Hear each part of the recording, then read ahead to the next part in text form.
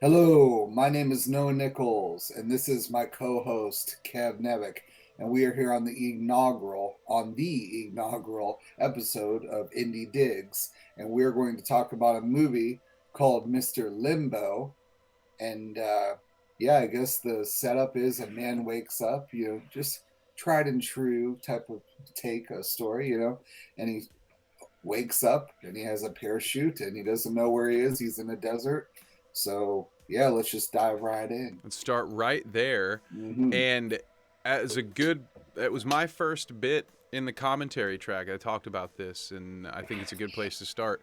As you said, this movie did a very cliched opening, but did so in a cool way, right? Like they Yeah. always say, don't start don't start your movie at the beginning of your character's day. Like it's so cliche to have them wake up, but when you have them wake up in the middle of the desert, like fully strapped to a parachute, not like that feels more like a Chris Nolan Memento kind of thing, where it was like, oh, okay, I'm intrigued. Another thing I wanted to point out, Noah, was I was keeping track.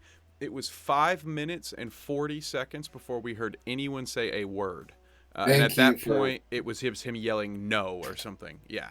Go ahead.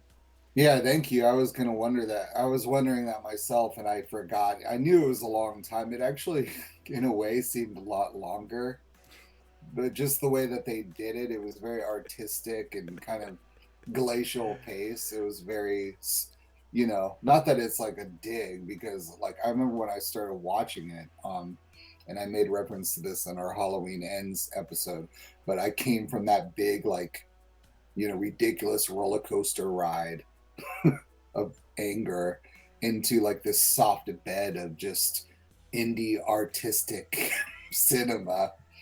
And it was a good kind of, I don't know, it cleansed my palate, if you will. So Yeah, I would give it credit for some of the same things. Yeah, it was 5 minutes and 40 seconds. How you were describing it reminded me of how I felt the first time I watched that final car scene in the battery. When I'm like, okay, mm, dude, just yeah, get like what's up? to it, please get to it. Yeah. But with this one, I didn't think it was quite that bad. And it was a point of credit I wanted to give to the filmmakers, was that they were able to keep intrigue and Yeah. build up and to do it with nothing, Yeah. nothing but just One action. man. Yeah. And then of course, and I gave them some credit that, oh wow, they're telling us so much story without saying anything. They're showing us the hole in the helmet. They're showing us the hole in the parachute. But Yeah. then as soon as we meet Craig, we do get a little into the exposition that I was so hoping they weren't gonna. He's like, "Oh hi, Craig. I landed here. I have a hole in my parachute." It's like, dude, we just Yeah. saw it. Ah, It Craig. was so close to like being the perfect like first 15 minutes that I was like, oh no, they just had to. Yeah. I get it. You have to do it for the slow kids in the back. You have to be like, hey, just in case you weren't paying attention to the movie, we're gonna explain it to your ears in case your eyes weren't paying attention. Is the vibe that I got. But yeah, that critique aside, I really liked the way they set this up, especially considering it was just like a dude out in the desert. And I gave you a point in the commentary track as well, because when you told me this was a one setting movie, I felt like I was like, he tricked me. Like this is because you're not lying by any means, but at the same time, you can do a lot when your one setting is the whole desert. Yeah, because that's what and then I also said it's a tried and true kind of, it's like a spin, because it is like, okay, yeah, they're stuck here. And then, you know I don't know, I thought it was really well, it kind of gave me vibes of like old school Star Wars, like, episode what, 4, A New Hope, where you had C3PO, or you know and R2D2, and where they were walking, Mm-hmm. alone, and I don't Yep. know. It had vibes. They even did that thing with the scenes where it, like, remember, like they shot how it, like, when they would cut to another scene, they did the whole old school Star Wars, like, rinse it off. I don't know. Yeah, there was a scene too that I really liked while we talk about some cinematography of Craig slash Silas and Enrico walking up a dune, and the camera was positioned as such. It almost reminded me of like a Tarantino thing, like the opening of Django, where they had Yeah. the little cross, but it looked big. Because essentially you have like the camera's on top of this dune, which is cutting off the bottom of the front. So it was just very cool the way they were zoomed in and slowly panned out as they walked up, and half their body, unless more and more of their body becomes, exposed to the camera. Just some very cool stuff. I did notice. I wanted to ask you about this because I noticed there were not a lot of cuts, and in some scenes it was great because it also showed showed the actors' strengths, because we had a lot of good storytellers in this cast, and Yes. they were all asked to monologue at one point or another, and that is when, having no cuts, it's impressive because you're like, wow, that's all one take. Yes. However, there were other instances where I was like, wow, I really feel like we some cuts would have been nice here. When he first meets Craig, at first I'm Yeah. like, okay, that's really cool. Keep it wide. I'm expecting though when he goes to reach out to Craig, like, let's get up in there. Like, get Yeah. the Yeah. Yeah. camera, show his hand, touch it. Like, that was a moment. I'm spoiling some of my other critiques, but one of my critiques on this was I don't feel that this was a horror movie. I kind of think that should almost be removed from the title, You're because right. there really Yeah. weren't that many horror elements. Not that that's a knock against the movie. It's a good movie, but Yeah. that had they played that scene differently though, and other scenes where maybe they had actually done some of the admittedly cliche things, but they could have done more to make that a more intense scene. And even if you didn't want to do the fear aspect, it just seemed like it would have been a great opportunity to get some close-ups, build some tension. It just didn't seem as tense with the. It was beautiful. It looked good. But Yeah. there were little things like that. So, what did you think? Did you like the lack of cuts, and the shaky cam aspect? What were your thoughts on that?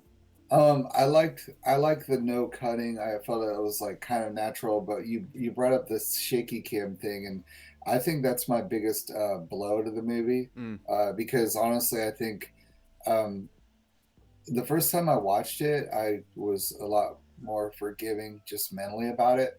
But then when I was watching it again to kind of get it fresh in the head for tonight, um, it really annoyed me. It made me think that it's what I call clover fielding, where you're yeah. just like shaking it around a lot. And honestly, I think that the director did it intentionally because So do some I. shots were so like controlled. I mean, and you know what I mean. I mean, I Yes. I, I don't know why. I mean, maybe they did that to do it like unsure uncertainty.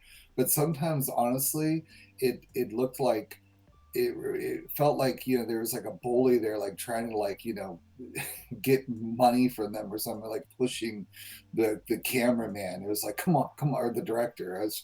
It was really, some shots were extremely distracting, especially in on simple things when they would show Enrique, like what's this, the main character, his name's Hugo, so something like that, the main guy, the parachute, Yeah, the dude. protagonist.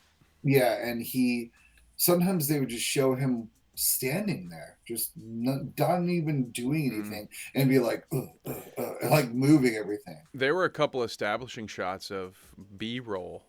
That was Mhm. when I took a moment to call it out in the commentary to say, "Hey, I believe that this is a choice Mm. because I just can't imagine that they had the ability to do the things that they did and that they didn't have a stand for this camera." But that, Yeah. like, the shots that I'm referring to specifically, pardon that bump, are it was like a skyline shot that cut to one of the road signs, and Yeah. and even those were moving, and it was very still. It was subtle, but that's how that's what signaled to me that, okay, this is a stylistic choice. Yeah. This was not a cameraman who didn't know what he was doing by any means. He or she, I'm not sure who was physically holding the camera, but Yeah. they clearly knew what they were doing, and it was a style choice. But I agree with you that one of my bigger knocks against the movie was the shaky cam. Yeah. Again, also, like I said, I it's weird to say that in a world where a Hollywood movie cuts every fight scene to death, and I hate it. It feels very odd to say I wish I had seen more cuts in this movie, but Yes. here I am saying it. I do still believe it. Not too. I'm not. I wouldn't have recut this whole thing, but I do think there were some instances where it really could have done well to have shot a few things from a few different angles. But Yeah, um, otherwise, aesthetically, very pleasing. I love outdoor movies like this. me too. They had some issues, I thought, with the campfire scene. I thought it looked great on Silas's face, and I thought it did not look great on the lead's face because that was an instance where I thought the fire was too close to his face. So with Right. Silas, it was great because he was far back enough that it was Yeah. occasionally like providing perfect lighting to his face where then it would cut back to like my face. It looks kind of like me right now. Like my lights are too hot. You know what I mean? And so it was just like, and, Yeah, I agree. but just Yeah. very minor things. But Yeah, and I don't know. Honestly, I think sometimes it was so shaky that it's almost like, I always get like, were they doing that intentionally, like going out of their way? Because I was like, there's no way a dude just simply, or one, whoever was holding it, I can't, I didn't do the research to see who was, the DP and all that. But it's like, I I think the person's name was Mackenzie something, but which could be a man or a woman, yeah, I was just saying, and you don't know. It's just tough. doesn't really give us anything. And but sometimes, like, I mean, you would have to like really be shaking, even like normal human shaking of the camera. I mean, it was like some of it was really like wonky. Some of it was like going left, right, up, down in one shot. I'm like, what's going on here? So it had to be intentional. But I will say, sometimes it worked in to its to the film's advantages, because or the strengths, because at the start I love the opening. I will say the first 5 minutes where it is kind of like a silent film, or kind of, I love how it starts with the wind flap, and and the parachute is flapping, and you see that close up of the parachute. um it was just a good kind of mood setter, how it started. I really liked that whole scene. I agree with that. Yeah, I thought it set a good tone. I was intrigued. Was interested in what was going to come, right? So that which is what you have to do, Yeah, especially when it's an indie project. So I thought that all was a success, and then it started to slow down a little bit for yeah, me. I'm trying to think. So storyline wise, we get to, I will say, I guess our first red herring. I don't know. This guy was sort of, he kind of played the role, and I guess I'm referring to the man with the cane and the boot. He's the, I don't, the drifter guy. yeah, I think he's the Hmm. first guy that the pair comes across. He might have been the Yeah, second, but he's the first major interaction. And he he's kind like the of, drug-addled guy. Yeah, yeah, exactly. He kind of serves this weird purpose in the story of like if you're thinking about the hero's journey, he's kind of like their weird Obi-Wan, like he's the sage that's like describing the new world that they've found themselves in, but he also is the not trustworthy one who steals their water. And I honestly for a brief minute thought he was maybe being set up as like a secondary antagonist or somebody to be looking out for. um, I I thought that guy was a great actor. yeah, I really liked the monologue, but it was some interesting character work. I don't know what did you how did you feel about that scene getting up to this point? Because I liked it. I feel like they're going to repeat what happens in this scene, and so I will go on to like it less and less the more it happens. But with this character, I thought he was the right guy to be a campfire storyteller. So I didn't have any yeah. problem with it then, but I will stop for a minute. What do you think? Oh no, I thought he was really good. Like you said, a great actor. The only thing I didn't like was when they first met him and they did the typical, "Oh, you guys haven't figured out where you are." I mean, how many movies have done has they've done that so many times? And what I don't get is like the two main characters, Craig and Enrico, whatever his name was, Ricky Martin. constantly like the joke, yeah. But it's like they were talking about the 4400, which, by the way, I liked that show. I used to like that show way back when it first came Oh, it's a out. real show. I thought, It's oh, it's a that's cool. legitimate show, so check that out. 4400 is a dope show. So what they said about stupid corporate, or like, yeah, like that show was on the USA Network like in 2006 7 area. Yeah, it was a cool show. Oh, It was like okay. 3 seasons, 2 or 3 seasons, something like that. But yeah, I remember that was one of the first shows I like burned on DVD-R and like watched from like old school DVD mailer Netflix. So when they started talking about that, I was like, why the fuck are they talking about the 4400 right now? But Got to I pop out of you, right? No. yeah, it popped me. But why I bring that up is like they're talking about the 4400. They're talking about conspiracy theories. They're talking about all this stuff, but yet they can't say, well, maybe we're just totally dead. But like when that theory comes up in the limbo and the knee jerk reaction that anybody would probably have there. Oh, what? I think you were out in the sun too long, buddy. Like, what are you talking about? That's like the most basic. That's where my mind would go. Like, okay, I have a parachute on. I see the whole like I died, dude. Like, what's Yeah. up? Like, I mean, I, why would you think like I don't know. yeah, you're not wrong. I know why they didn't do it because that, for the plot to keep the plot Yeah, hidden.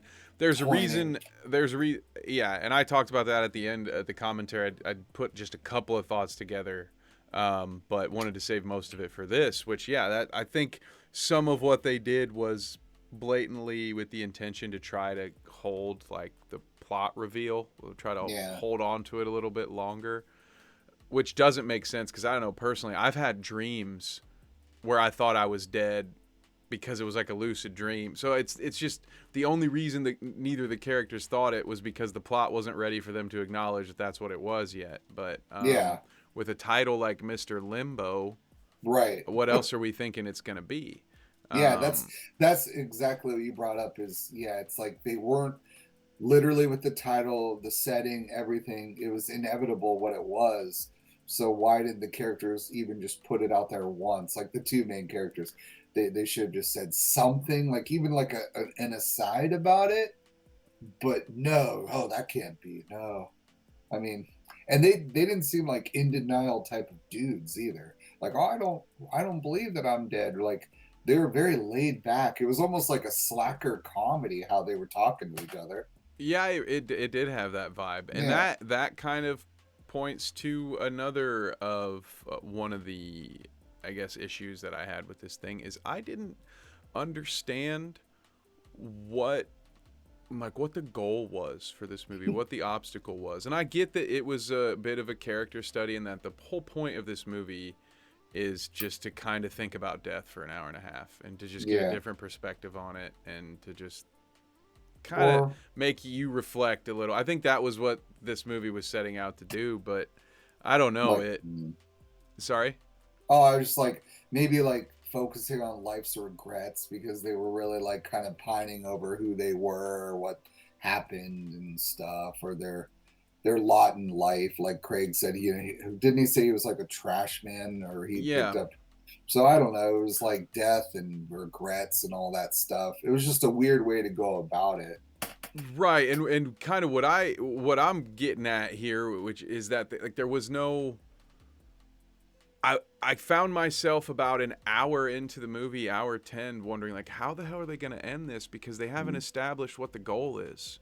Yeah. Like what is the obstacle in our character's way? Obviously, we can try to imply it for ourselves like, "Oh, he's got to make amends with something internally so he can pass on because we're all assuming he's in purgatory in Hmm. limbo and that he's either going to go to heaven or hell." But again, and I think some of that's intentionally vague so that we have to fill in those gaps based on our own religious beliefs or afterlife beliefs. But Hmm. I just thought it was weird to, like, I liked how it ended on a potentially negative note. Like that part was cool. It seemed kind of, kind of transparent. Like, but I don't know. It just felt like there should have been more.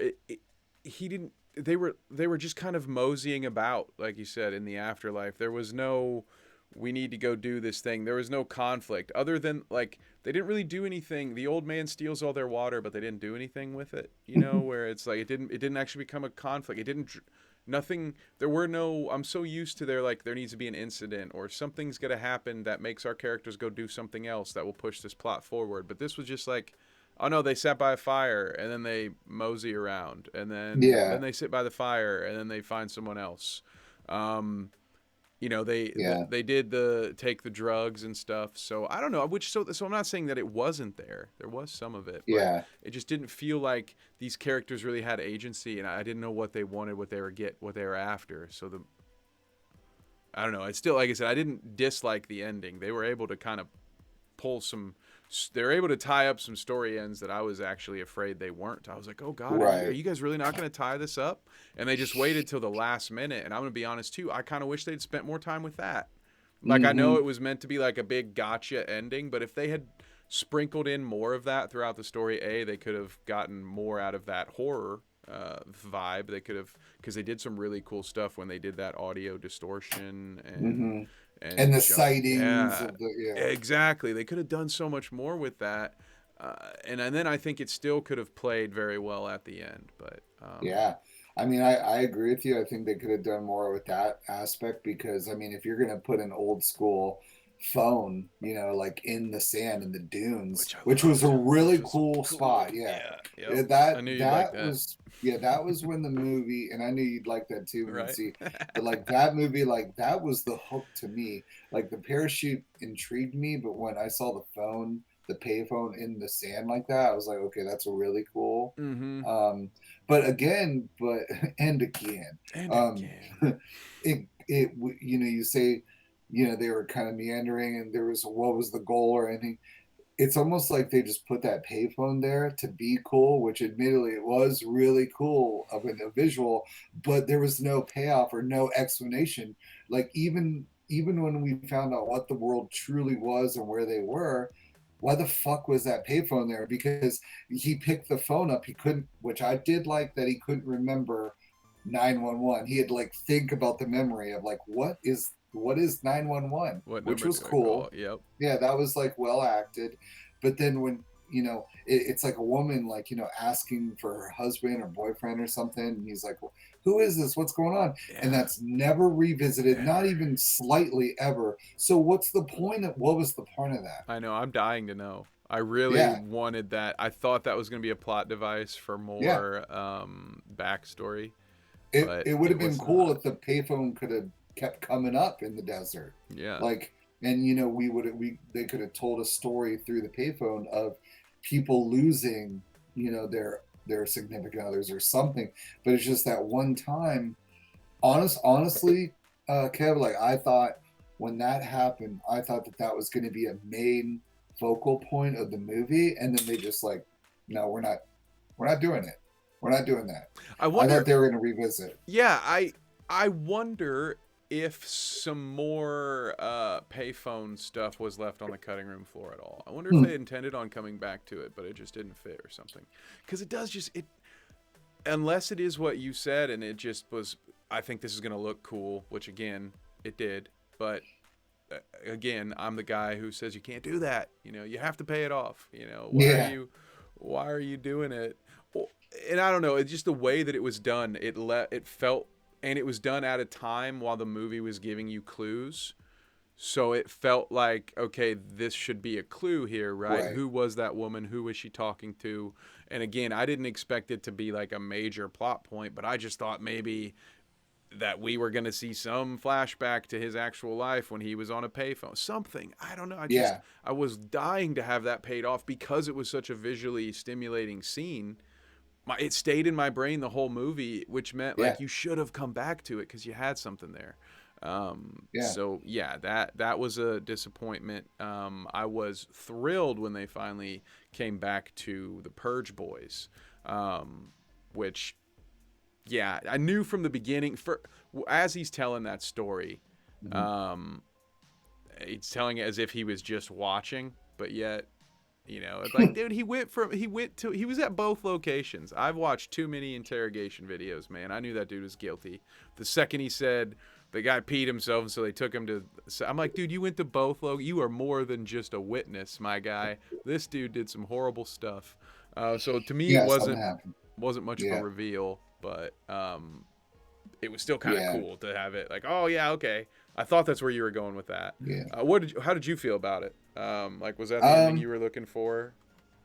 I, it's weird because like the ending, like you said, it was well done. Like the ending was almost like it took it. Maybe it was the soundtrack too, because I really like that song they used at the end. It was very kind of synthwave, chill, electronic. I Oh like yeah, I that. loved. Oh yeah, Yeah, that was a great ending with the song and just the car going off in the road in the desert was. It was really kind of dreamy. It was kind of just like a good goodbye. yeah. But getting back to the shaky cam for a moment, they did that even on that. I was like, why can't you just keep that steady a little bit? But I don't, that's what they did intentionally. They wanted to. Yep. But yeah. Well, who do you think she was? That was kind of like you said. It was I don't know. She Open was. ended. Yeah. Yeah, my interpretation of that was that she was one of those auditors because we saw her silver suitcase when she moved it into the back seat. Right. Now, based on, they kept focusing on her eyes, which I thought was interesting, and I couldn't tell if it was meant like if there was supposed to be some kind of scarring or something there, but it looked a little menacing. And then the fact that she was in a car, right, on a road Yeah. and on a car. Now, I am using some of my own religious interpretations based on the religions that I was raised with, but when I think of something that's a car, I think of something that's man made, and most man made things are not of God in most Mm-hmm. religions. So I took all of that to mean that this lady was an auditor who doesn't get sent to people who are going to get called upstairs. So I Hmm. basically took that as his ride to hell. Oh, okay. That she was picking him up to take him to hell because he what he had done was so heinous that it was time to go. That was my interpretation of it. What was yours? Um, Possibly, yeah. I mean, I don't. Yeah, didn't she say to him like it's gonna be okay? So she was trying to comfort him, but maybe that was just like a deceptive tactic to like I don't Yeah, know. I mean, they say that to people that they're arresting for murder as well. You know what I Right. mean? Like their Yeah. main goal when you've been detained for anything, like their main goal is to get your ass calm. So what is she gonna Yeah. tell him? Yeah. Like you're gonna burn in I'm hell. gonna enjoy this. You're gonna sizzle like bacon, honey. No, I mean like it's her Yeah. job to safely transit. And I'm thinking about this way too corporately, but I'm like, no, man. She's like an HR rep. It's her job to take you from one horrible place to another and convince you that you don't fucking hate it. Like that's just all she was doing. Like, oh, it's gonna be okay, honey. Yeah. Well, you can't She was like you can about. do shit about it. Yeah. She was like, "You're fine." I'm gonna send you an email too, saying you're fine. Yeah. Yeah. Yeah. Totally fake. Yeah. We Um. appreciate you expressing your feelings. We're not intending to I do anything about it at this time. I do have to say, I think Craig was totally going to be okay. I think he was going to be all right. I I kept, thought he yeah, was, yeah, I kept expecting a plot twist there. yeah. I don't know. I don't think he was a bad dude, I'll but fully. Oh, go ahead. yeah. Oh, I was just like, um, they didn't really get into. I wish they would have gotten into more of his story. I mean, yeah, at the Mm-hmm. campfire and all that, but I felt like, I don't know. Do we really know what happened with him all the way? Not. It's like kind of. I don't think so. I had a really bad conspiracy theory that I have since retracted because I think I either misinterpreted a scene or didn't hear some things. But because when he was talking about his mother and he Mhm. said, like, at least I didn't leave her alone, Yeah. my original interpretation of that was that this dude had end gamed himself and like taken his mom with like because I'm Mm. always my brain is fucked in the head and I'm always trying to think of like what's gonna be this crazy like left turn that they're gonna like what's gonna be the thing that I'm not gonna see that I'm not supposed to see coming. Mm. And so I was over here thinking like, oh, dude, Craig is gonna be like this actual like somebody who's actually a killer or something like that. But no, it turned out it was our guy who was the Enrico who was the bad guy. But Yeah. I don't know, man. That's What I think Craig is probably fine. Yes, I do. uh what I wanted to focus on or ask you about is like what do you think about so we talked about the drifter. What did you think about the other characters that showed up were basically the party girl, Mm-hmm. like doing the drugs, and then my personal favorite, which the dude who played that with the blazer on and the pontoon boat and the what, the moose head or whatever he was talking Yeah. about. Yeah. Um, that is the director of the movie. I Oh, found out. really? Yeah, so he Neat. and so some of the behind the scenes I found out through Vig Norris, who played Craig, when I talked to him, because we did a Zoom where we just talked about a project, a script. Um, Very cool. yeah, it was really cool. He's a cool dude. But he said like that they had a girl that was gonna do the scene, but she was a comedian, if I can get this correctly. Yeah, she was a comedian and she was hamming it up too much in the script, and they didn't want it to come off like try hard, like, oh, you're really trying to be funny. So I think they like backed out, or she backed out, or something happened, and then he took over, like, I'll just do the part. And I thought he came across as really natural. I thought that scene, it was like 5 or 6 minutes, I thought it was pretty funny. I thought the whole thing of him explaining, like, you want the bridge version, and they're like, no, I'll just give you the whole version now. I thought it was pretty funny. Oh, that part was a funny bit. Yeah, I like that scene in general. That's a fun, good bit of behind the scenes that I did not know, Yeah. and it also explains the critique I have about that one particular scene, which was Okay. that it just ran on too long. I thought it was really Yeah. funny, but then it just they should have cut it 3 or 4 lines earlier than they did. They just kept it going, I where he think just he was he kept ripping too turning around. much. Yeah, exactly. And now I know why, because the guy with the final say was the guy doing the hamming. So of course Yeah, and how he he just like left kept, all his best takes in there. But you got to how, kill your darlings, guys. You got to yeah. less is more. You got to trim the fat, so to Yeah, speak. how many times do we need to see him tripping over rocks? I Yeah, mean, and it was turning funny around one and time, but he did it yeah. like four Oh, and one times. more thing. It's again, I've made this joke a couple times this month, but it was the Peter Griffin knee injury or the toad out the window, where I was like, I get it, just leave. Like, how can I miss you if you don't go away? But it Yeah, was well, it was a well done scene up until that point, and again, I would say he probably maybe had the second best monologue just because of the content. And whoever wrote this thing, um, I don't know. I don't know who to give all the credit to, because all the actors had a very natural delivery, but these stories were so specific that I feel that some of them, like, either these guys all ad-libbed but pulled from their real life, or this writer just did a great job at writing these. And yeah, like I said, there maybe were some, as you had alluded to, of some stuff that didn't get shot, but I felt like maybe there were some scenes that were still hammed up a little bit. But like, overall, I thought it was very well written. I thought the dialogue was pretty witty. yeah. It wasn't for a movie that talked so much. It wasn't boring, Mm-mm. because they made everyone, they were all caricatures, really. Like, so like Craig was too much at times. Like, he was, Mm. but I don't know. But it was a large character, though, which I think helped keep the movie moving along. But Yeah, I think I read a few things about uh, director, and he said that it was a personal movie for him to do, and he actually had like a nervous breakdown in a hotel, and he started writing it and focusing, and he just got really kind of bummed out, and it does seem like kind of a weird, surreal, personal type of movie. It's definitely a different type of take on, as I said earlier, like a tried and true. We wake up, we don't know where we are.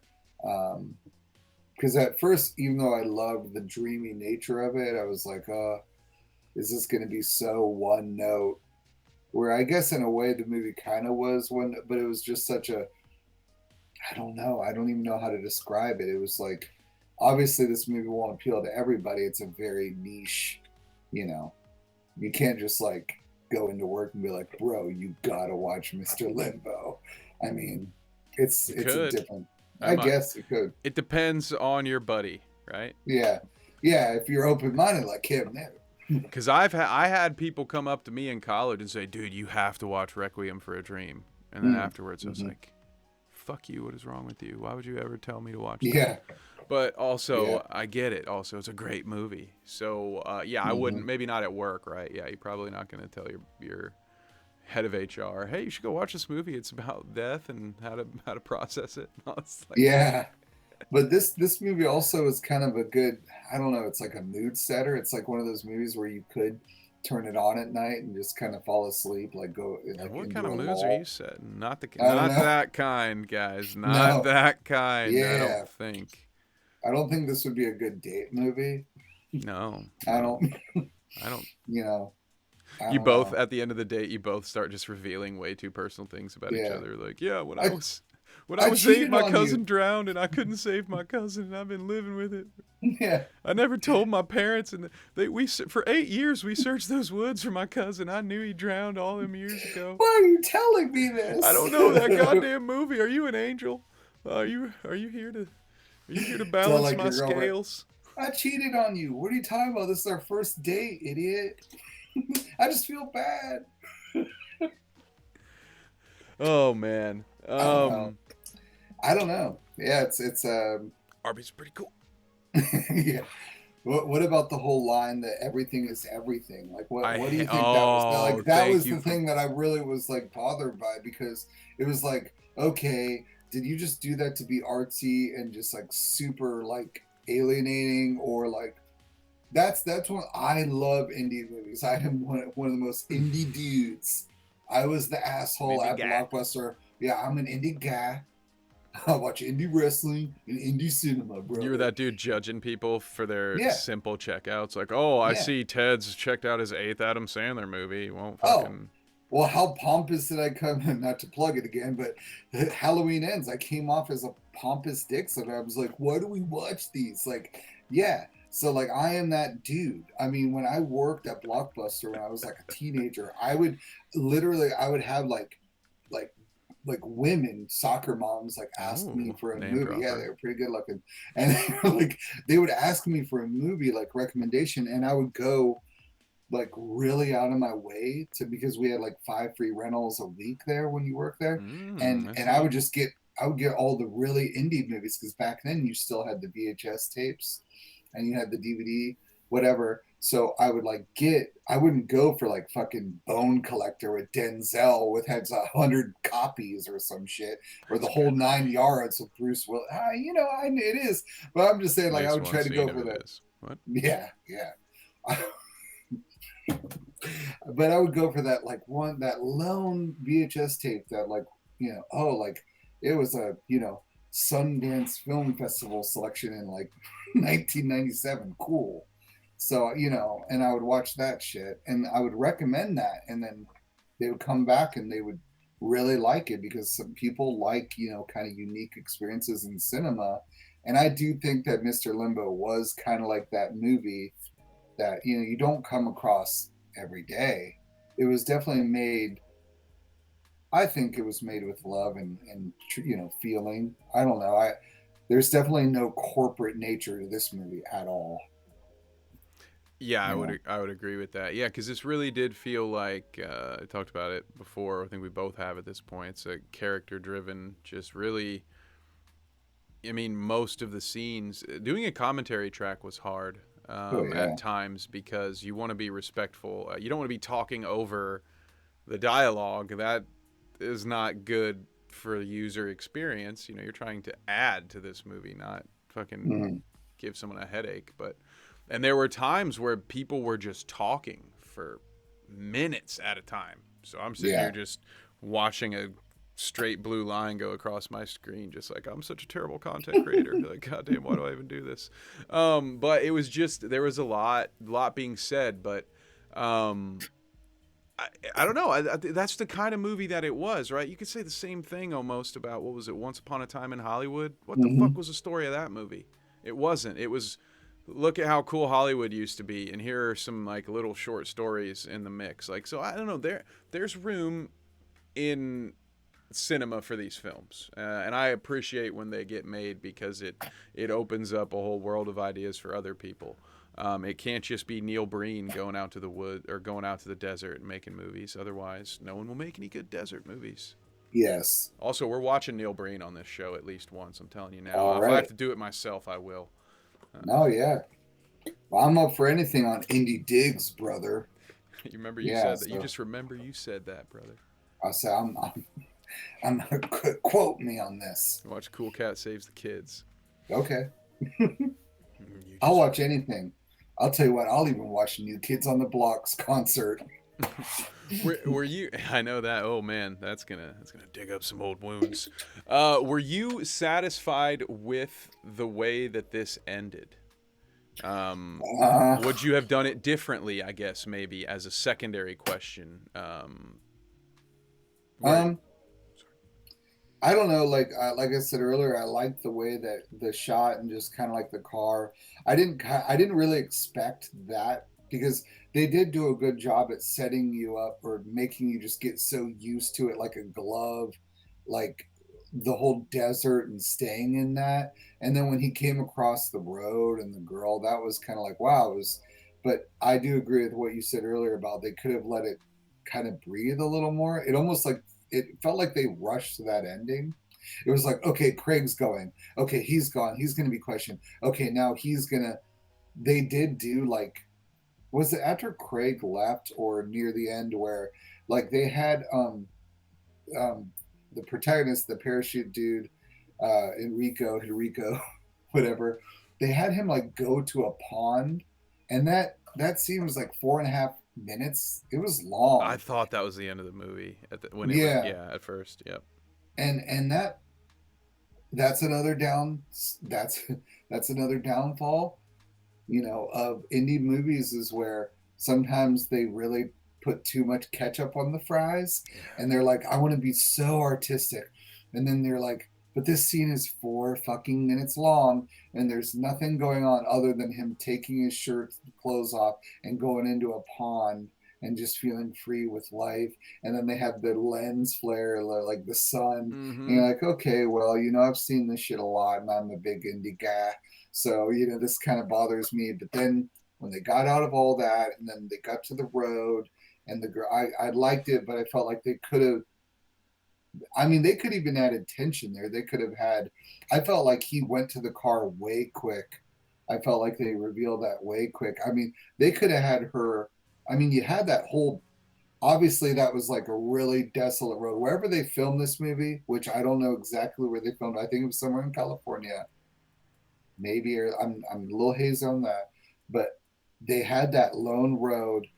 Why not milk that? Why not have the car far away and then kind of just sitting there? You don't know what's going on, but I felt like it happened so fast that just let it, work that rest hold a moment, work the hold for a moment, brother. Yeah. You Exactly. know? Yeah. They had plenty of chin locks in this match. They just didn't use them at Yeah, the right time yeah, every time.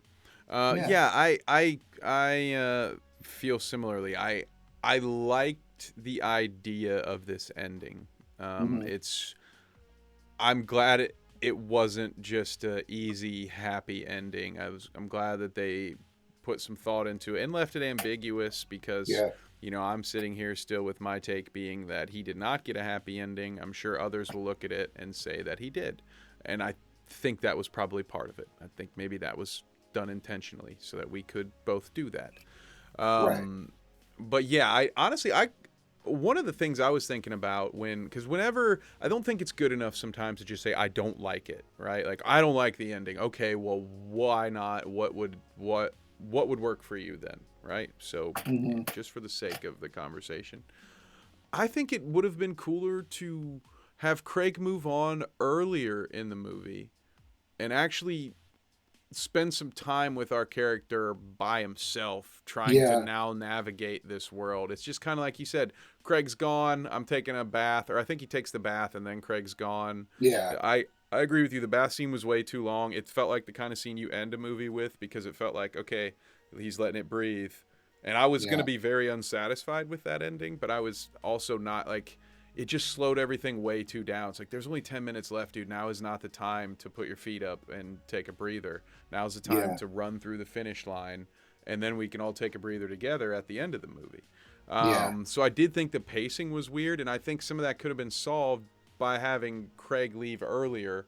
I mean, of course, you would have had to do different things, but I'm pitching that they should have done more with the childhood trauma, the memory. They should have been doing more with that anyway. So they should have had more time to do more of that stuff, to have him be now like, because I kept waiting to see this environment change because there was something I can't even remember which conversation there was, but kind of along the lines of, I think Craig had said it. You know, isn't sitting here just left with your memories like isn't that hell? Isn't that what hell Yeah. would be like? And I just that gave me the idea kind of thinking, you know, like because it kind of it like some of it could have just been what was left, what was in your mind and your soul when you passed on, right? That'd be kind of all you were left with, right? So Mhm. I just kept expecting to see the environment change Yeah. as some sort of representation of what he was going through, or which again, dude, they're shooting it out in the desert for that reason. Obviously, this is a slow budget movie, but Mhm. like you could have done things with the lighting because they were already doing that. I just wanted them to do more of what they were already doing with the Right. distortion, with the weird flashes in and out. I just think they could have done a lot more with that. Spent less time with Craig. There were some of the funnier scenes that I think could have been trimmed. Couple lines here, couple lines there, and it would have given you more time to build tension. There's a lot of comic relief, but not enough stress to require the relief. So yeah, I did think pacing would have been. I'll just leave it as pacing to make a short Yeah. story incredibly long. I think it could have been paced better. Yeah. I think so too. I think it was kind of, I don't know, like you said, sometimes they'd have characters like talky for minutes and not cut. But then sometimes they'd be like, okay, let's just be super artsy and be almost like a silent movie for 5 more minutes, or so it's like it could have been. I think that this movie really could have been cut down maybe by 15 to 20, and you still would have had the same. They could have, I don't know, it could have been Yeah. cut a little bit more. I don't know. Because it was like only an hour and 36 minutes or around there, but sometimes it felt like really long.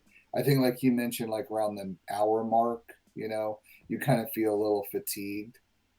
Um, Yeah, I started. Yeah, I did. Yep, yep. You start to yeah, wonder. Like I asked myself a couple of different times throughout. I would check the runtime to be like, when is this going to speed up? Like I kept expecting it. I think I was even saying yeah, it. Like okay, all right. The scene coming up. I'm kind of expecting to hit second gear here. We're gonna, things are yeah, really gonna start to open up. We're gonna get immersed, and no, it just kind of stayed a slow boil, yeah. which Like what? I think was the intention. But Yeah, I mean, they could have at least showed like a quick shot of the roaming pack of orgies. Like, if yeah, they're just gonna gloss over an orgy. yeah, I'm pretty sure that's where that guy found them, though. I love yeah.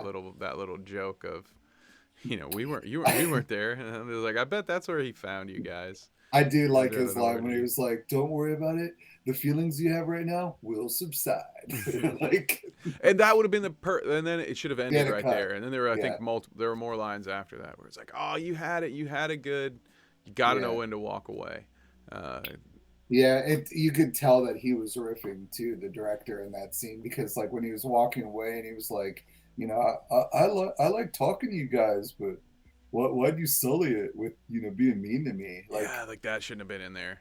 It mm-mm. should have been like it should have been cut and gone by then. Would have been Yeah, better. Like there was another one. They had the old man steal his water, but then they don't have him get away. Like the main guy catches up to him and yells at him just so he can say goodbye. Like that didn't need to be there. I don't think you need to chase that guy and have that weird awkward where we're yelling goodbye at each other. I think it was much more impactful to have him steal your water and leave, and you wake up not seeing him at all, and yeah, then once again being panicked, because then that could have been a diversion a little bit. It could have diverted right. them. Okay, well now it might have explained why it took so long for them to buy into the reality of their situation, because he could have then pronouns pal, he being Enrico, would have then been able to argue to Craig, hey, listen to me. This guy who just told us this story, okay, he stole my water while I was asleep and he left us here for dead. So I don't believe his cockamamie bullshit. I don't know if Yeah. that what that word means. So sorry if that's like an old bad term I shouldn't have used, but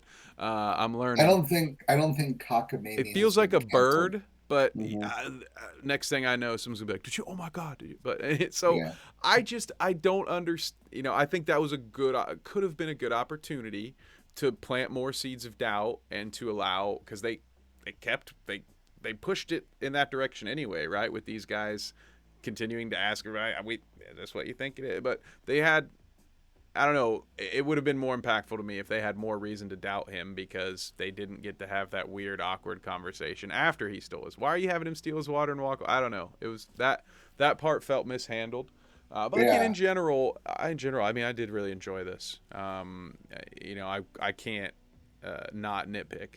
That's the nature. But yeah. I liked I more than don't, I yeah. disliked. Yeah, there were times where I thought this movie would have been better suited as almost like a text-based kind of like indie video game, to where you had like 2D sprites like walking around the desert, and you could make more characters and you could like be there for an indeterminable amount of time. I thought Like, that'd be cool. like an I don't know. RPG maker type Yeah, yeah, game. That'd be cool. yeah, and then you could go in the roaming packs with the pontoon dude, and I don't Yeah, and know. I forgot about that. The weird scene with the dad too. You Yeah, mentioned the the with pontoon him dude, but the eating, with the yeah, dad eating the steak, and they were like yeah. bullet casings in his plate. Yeah, it was Like weird. why did they spend more time with that? Like I was so Yeah, intrigued by that. You have me too. the scene was set so well. They have this busted ass dinner table. He's sitting there with his dad. There's a gun range, Right. just littered in the like. That's so cool. There's a story there. Tell it to me. Yeah, Another shout out that whatever that abandoned area that they found that was for like cool. that was so cool. I wish they had spent more time there. Yeah, But I me too. Why didn't they have a conversation with Drifter there instead of like some rando campfire story? yeah, You I would know? have loved them to have met another character while they were there to give them a reason to one of the so many of these characters they met like up against a hill. Why couldn't they have woken up with that one with the director sleeping on their thigh like in the empty pit in the skateboard pit or something? I don't know. It just would have been very cool to spend more time there. But I will say, the fact that I wanted them to spend more time there means like they should be given credit for picking a really cool place that they put on Yeah, films that I want to see more of. So sometimes it's weird when you say those things like, well, this is kind of a knock, but I feel in order to knock you for it, I have to give you credit for you did something well, you just didn't do enough of it. So I don't know, it just feels like a weird critique, but here I am yeah. saying it. I don't know. I mean, yeah, I had the same thought as you. I felt like they could have introduced some character there. It honestly felt like that location. They obviously they chose it, they picked it, but it was like an afterthought because they did like why they didn't really focus on it that much. I was like, I want to see more of that whole area because it was really cool. Um, I don't know, but they had how many campfire scenes did we have? Like two major ones. So we had the Drifter, and then we had Craig and Rico talking. Yeah, and you know So me, here's where I get into my nitpicky schematics. Here's where Kev gets on his bullshit, is another way to yeah, say it. Who was starting them fires? Because the first one made sense to me because I just imagine the old man made it. Um, Tex Montana made yeah. it Who with a lighter. Yeah, exactly. Who had the lighter? Maybe, but and then that was my thing. It's like this dude didn't remember the number to 911. He still doesn't remember his own name, but he remembers the Boy Scout training he had that taught him how to make a fire using a stick and a rock. They probably didn't think that through. I mean, yeah, that's a Because I good had point. that survival training and I don't remember how to do it. I would have to look it up on YouTube. If I'm going camping, that's something I'm looking back up to because I don't remember that. That's not something that stays in my brain. So yeah, I thought that was kind of a plot hole. Like who's lighting these fucking fires, dude? Like again, Yeah, nitpick you get, for sure. But because yeah, the limbo world, the desert wasn't like some magical place where things would just it. Maybe they established like, oh, it just happens. It just fucking happens, and the fire comes. But they didn't do that shit. Like you actually, like the drifter said, it's going to the sun's going to go down. We need to start a fire. We need to do. So you still had to like survive and do things, and if he stole the water, which he did, then you need to drink water and survive. So how the hell would you yeah. So how is everybody just doing this? How have people been out there for days, weeks? I didn't see much food. And also Um, being a part of like roaming orgies, that burns calories too. I yeah, mean, so you need water. I mean, where was Pontoon Dude getting his waters? and that's why I thought, and again, this movie did a good job of misleading me, which is good. I will take that over me being able to predict it beat by beat. But I thought the whole reason that they kept focusing in on the water bottle so much was to show us that this was a supernatural place. Like I Mm, was so certain that that dude was going to drink all of his water, and then later at some point, like at a respawn, he would just have water in there again because it's the afterlife. It ain't real. It's like metaphysical. It's up in your head. So yeah, why do you need fucking water? But no, they didn't do that. It was a very real thing, which again just undermines the legitimacy of it being purgatory. Like you actually like what? I don't get it. So no one can yeah, bathe. So go back to the orgies. So like no one like there's no water anywhere, no food, and people are just banging each other and never bathing in the desert. Can you imagine?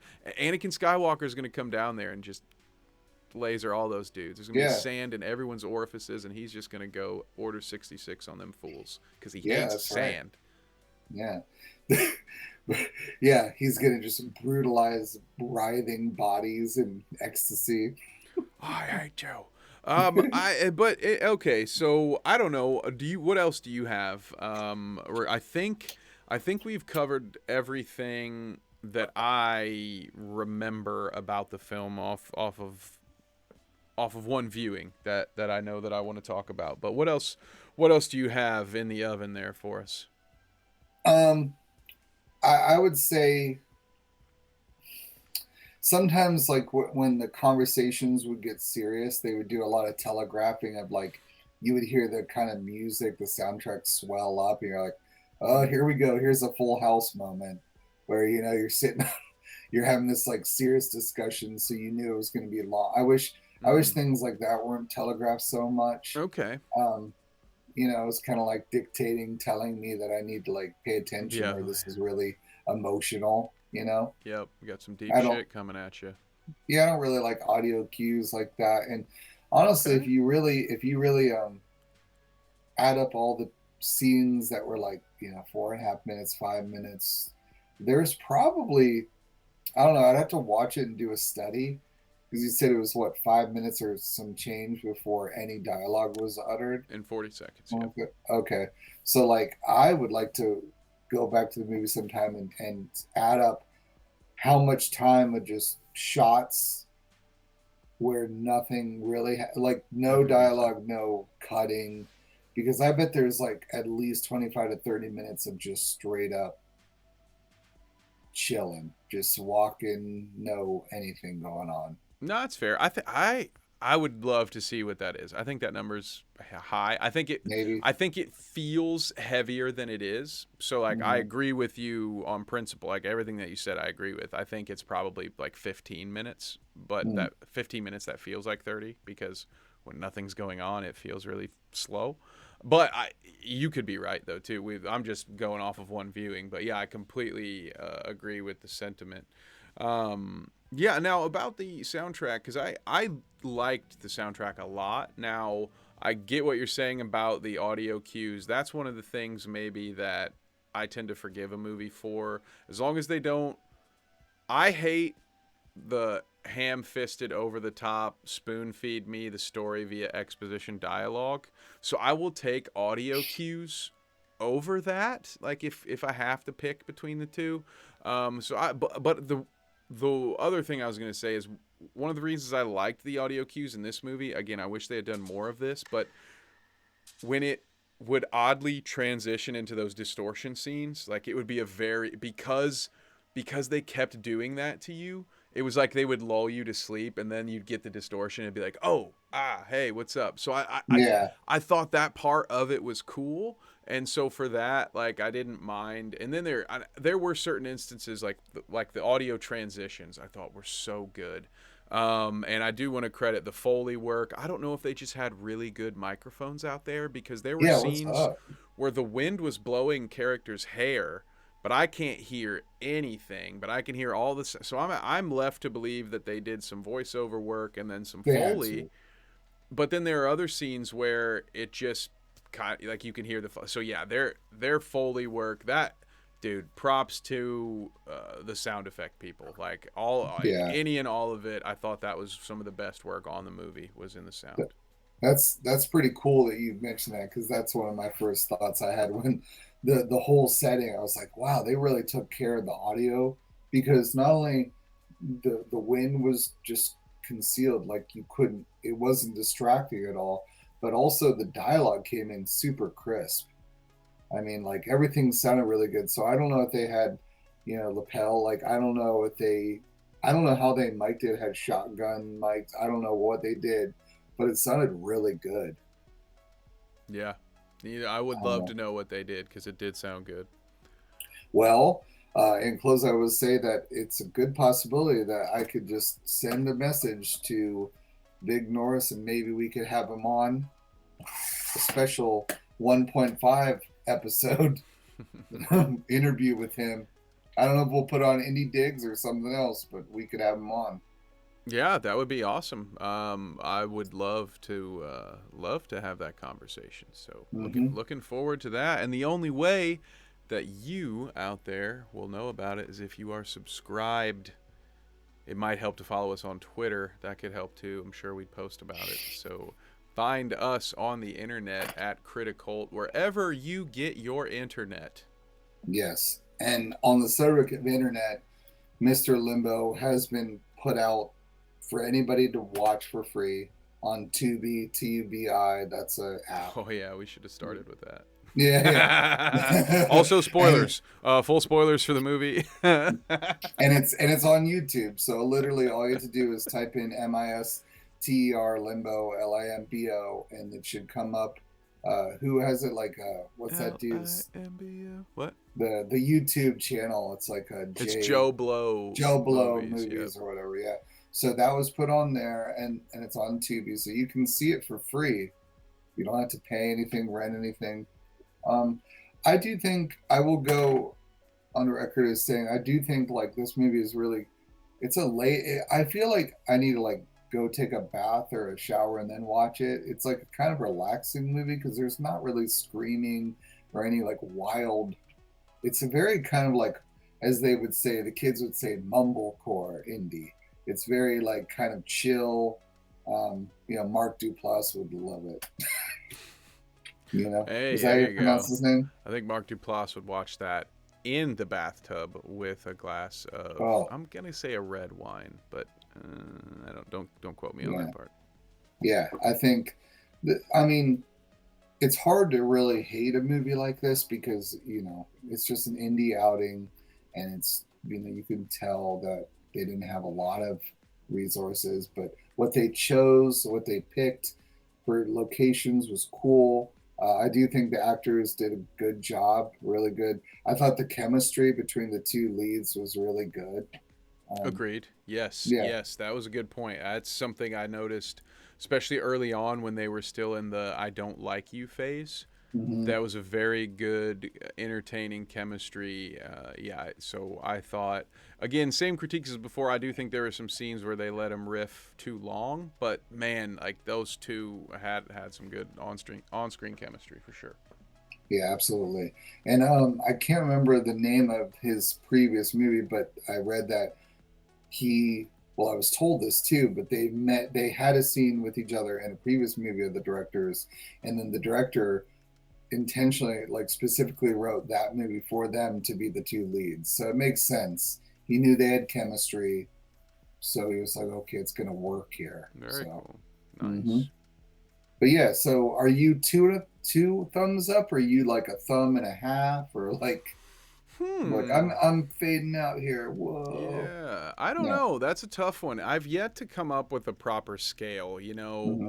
I've thought about doing the Meltzer thing and going with a star system. I've thought about Dave doing, Meltzer for wrestling yeah. non-fans.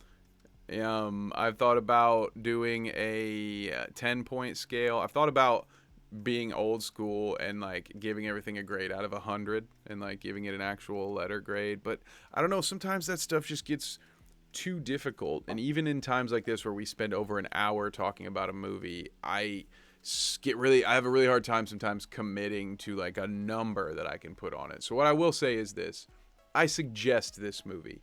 I think you should watch it. I think the pros outweigh the cons.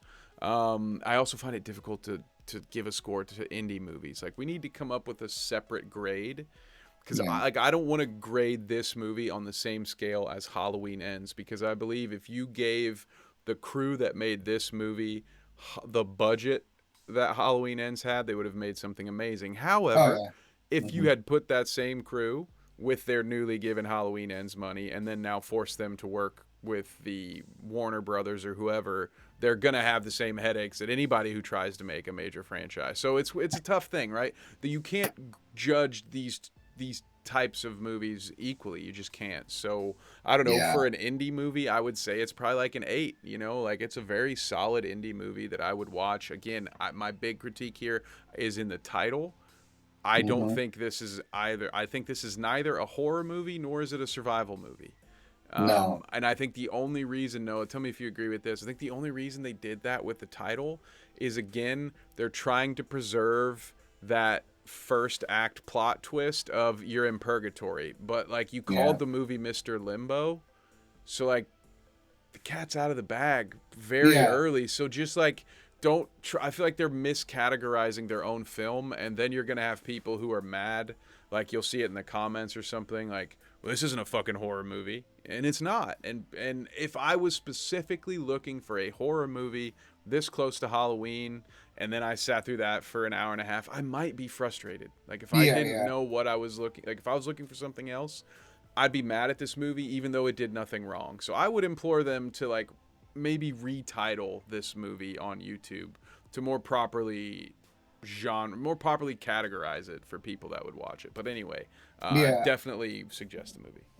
I mean, I've seen it 2 times, and it's difficult for me to categorize it. Like, what is it? Existential, like kind of dark humor. It's like you couldn't say it's just a straight buddy comedy. It's I not. would maybe It's call it's a dramedy, right? It's a drama yeah, though. It's not a horror movie. There are yeah. It's not. very few Hmm. like there are horror elements, but at no Hmm. point in time do you feel scared. It's like it's creepy at times, but it just doesn't have the horror elements. But sorry, go ahead. No, I was just saying you're right. I don't think it is a horror at all, and I think that is misleading. And honestly, I think a lot of people would probably watch it. Maybe there were a lot who watched it expecting, oh, is there going to be some like crazy shit like masked people or like monster or like, because it is the setting is so vast that you're at the start of the movie, you're like, well, anything could happen here. Anything could be going on. Yep. Yeah, anything could go down. But then when you get into like 40 or 50 minutes of the movie, you're like, oh no, well, you had that feeling way before then, but you're like, oh shit, this is just like that really artistic kind of, it's that art house indie cinema. Yep. And you're like, okay, I don't think it's gonna swerve me and go horror, near the end of the movie. It's going to be the setting of indie. Yeah, you get about 2/3 in, and you're like, okay, either this thing's gonna take a swift turn, a very steep turn here, or yeah, no, this isn't the movie that I thought it was. But Yeah. yeah, what about you? What's you got 2 thumbs, 3 thumbs, Um, 8 chicken wings? What's your ranking? You got a system yet? uh, I would say if you came into this like looking for a mainstream time, it would be like a 1 thumb.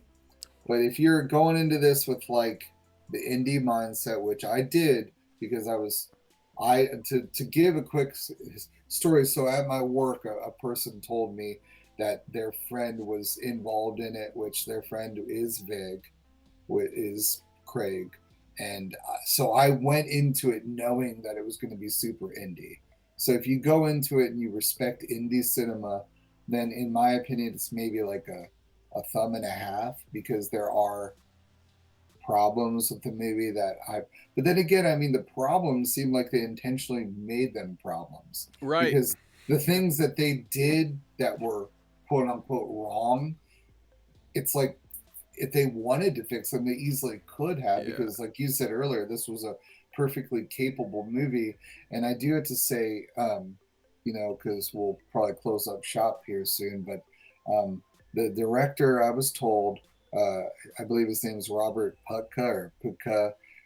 He's from Cleveland, Ohio, and he um, I was told that he's in business school now, and he completely went with his girl. He's not good. He said, "This is my last movie. I'm done." Like he basically just like got really depressed about it, And I think, Oh, yeah, because I asked him like, does he want to have like a bit role in like movie or script I'm writing, and I was told no, I don't think he's gonna do it. I don't think he would do any movie. He's just in that phase of like, this is my life. I'm gonna go to business school. I'm gonna be this guy and just leave that behind. And if he ever watches this, I would just say, I hope you continue to make movies one day because I think, uh, you know, I think there's something there. I haven't seen his other movies. He's done, I think, two other features, but this movie definitely made me want to see him do more as a director and writer. So, yeah. very good. And that's all I got to say about that And that's the bottom line. No, I think, because hey, I Noah mean, Nichols said so. if we talk much longer, we are going to outrun the runtime Yeah. of the movie. So we had better put a bow on this thing at some point, right? Mm-hmm. Yeah. Well, We could close up. as my idol Jim Cornette would say, it's your show. Well, okay, I'll close it out. And again, this has been Indie Digs episode 1, Mister Limbo. Yeah, go watch it for free on YouTube or Tubi. And don't blame us if you don't like it because you're not open minded enough. I'm just kidding. Do whatever you want. Bye.